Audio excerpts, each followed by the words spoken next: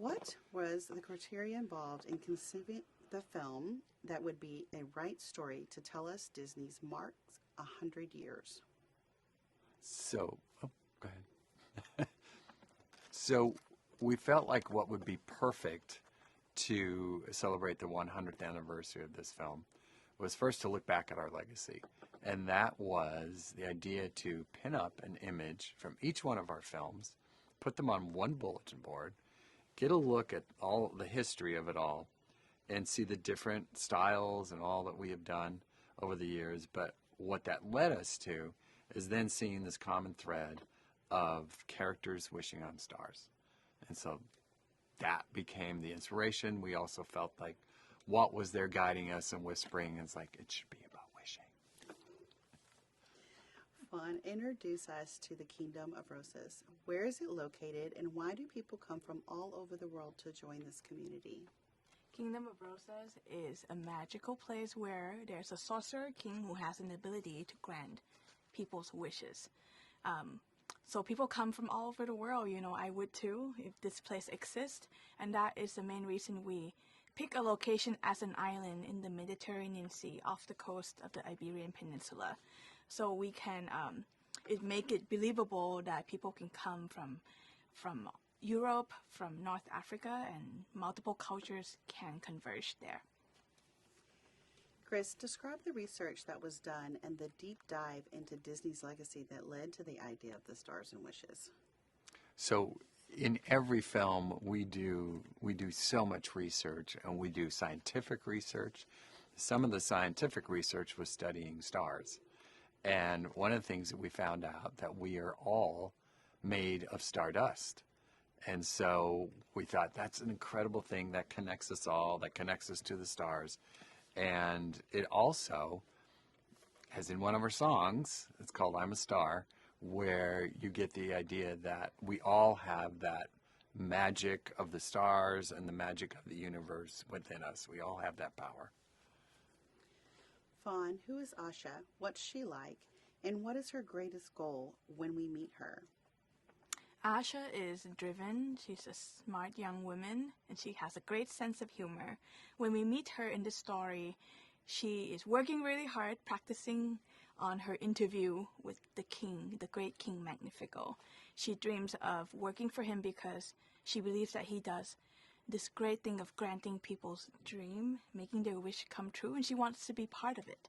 But along the story, she discovers a difficult truth about roses and what King Magnifico is all about, and have to make a decision whether to take a step and save her town from this forbidden magic. To further on that, Ariana DeBoy plays Asha's voice. What did she bring to the character? Ariana DeBose, she gave so much of herself to the role of Asha. She has such great energy. She is someone who's not afraid to be herself, and you really feel that in her performance. And we were so inspired by her movement as a dancer as well. And our animators met up with her and asked her questions about Asha, what she thinks about this character, how she would move, how she would talk. And then they put all of that on screen into this character. Chris, who is King Magnifico, and how did classic Disney villains inform the character? So our wish on this movie was to create a Disney villain that we've loved all through our lives, but a villain that you knew was a villain from very early on. And so King Magnifico was created from that desire. He starts very charming, but then you suddenly see this darker side to him. And he's that character that you just love to hate. He's a narcissist. He's very egotistical, but he also is there to grant wishes. And so people, they're like, well, he is charming, wants to grant wishes, but Asha's the one that sees.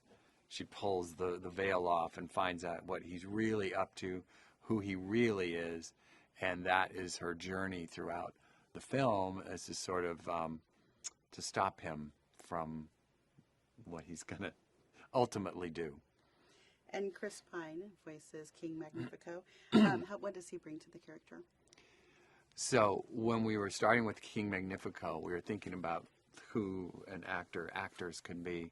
When Chris Pine's name came up, we all just went, yes, please say yes, please say yes. And we went to Chris because he gives that perfect charm. He's a very thoughtful actor, and so he thinks about the role, and he can go to that other side. So he can go to that villainous side. So he has that beautiful range, and he also has an incredible singing voice. And so he had been in Into the Woods. He had played the prince there. We knew his singing. The one surprise to us was when we Googled Chris Pine and singing, we found a video of him singing with Barbra Streisand. And if you can sing with Barbra Streisand, then you can sing. So we were sold. We'll stay with you, Chris. Describe the wish-making process. How old do you have to be? What happens to the wish when you make it? And what does Asha learn about it early in the story? Okay, so so when people give their wishes to King Magnifico, he asks them, to make that true wish in your heart, believe in it, and that it actually comes out. They give it to him. They're trusting him that he will grant that wish. They forget the wish, though, because what the whole thing is magic is that I don't want people to think about it or worry about their wishes and keep striving. I want to make it easy for them, and I will grant their wishes. He promises to grant their wishes. What Asha finds out is that he is not going to grant everyone's wish. There are certain wishes he feels like might be too much of a threat to the kingdom, too much of a threat to him. So he decides to grant only those wishes that will not threaten the kingdom, or threaten, it's more his power. So it's really all about him. So, and that's the goal of the movie, is Asha trying to find out how she can stop him and get these wishes back to the people. Who is Star? This is fun. Who is Star, and what role does it play in Asha's mission? Star is a cosmic force made of things that we're known in our world as imagination, hope, and possibility. Asha made a wish, right? And like we said earlier, there's a stardust in each one of us. So the stardust power connect Asha's wish to the actual star. When Star comes down, Star acts as a catalyst to her character. Even though Asha might not feel like she's ready to pursue this wish, Star pushes her, thrusts her into this action, allowing her to encounter many difficult journeys, but also many self-discoveries of what she has inside of her, and allowing her to become the leader she's meant to be. Chris, who wrote the songs for Wish, and why were they the perfect choice for the film? So Julia Michaels and Benjamin Rice, they wrote all the songs for Wish.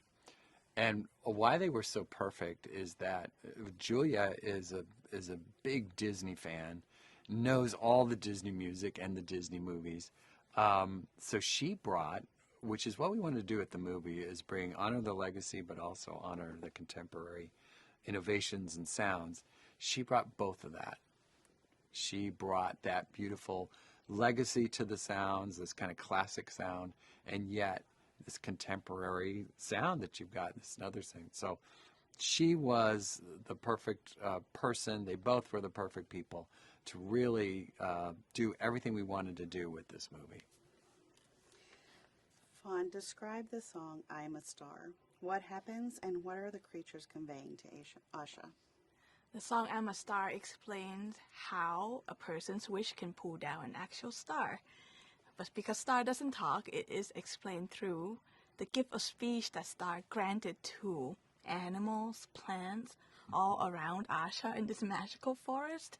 It's a fun musical number that, within this song we meet so many of our old friends, animal friends from many Disney legacy films. And it's meant to bring joy and hope and fun while speaking to the theme of the movie. Great. Who is Valentino, and what's he like, and who lends his voice to the goat? Valentino is Asha's pet goat who followed her everywhere. He has a lot of opinion, even though he wasn't able to talk yet. And one day, he was granted a gift of speech by Star. So Alan Tudyk, our wonderful good luck charm, bring the voice of Valentino, giving him the sophisticated, gentlemanly, fashionable goat to life. Valentino believes that there is no greater joy than pursuing your journey, your wish. We talk about him believing that he loves to climb, but the peak is not, it's not what's important. It's the journey of getting there, and he is not afraid to take that journey. Chris, we have one more for you. Describe the look of the film. Why is it so unique and special? And what were some of the inspirations behind it? So the look of Wish, it's all new, but it pays, again, respect to our legacy, and it also embraces the new technology that we've been using the last few years. So we went back to Snow White, went back to Pinocchio for that gorgeous watercolor illustration look. And we also feel like that's like a storybook that just opens up. And so we wanted to create that, but the excitement was that now we have the CG medium. And so now you can walk into that storybook. You can walk into those illustrations and walk around them with that. And so we created that along with the characters that would match that. And it seems like just the perfect fit for this movie to honor everything that Walt had done and his artists had done and created, and everything that our artists are working on right now. And Fawn, one for you.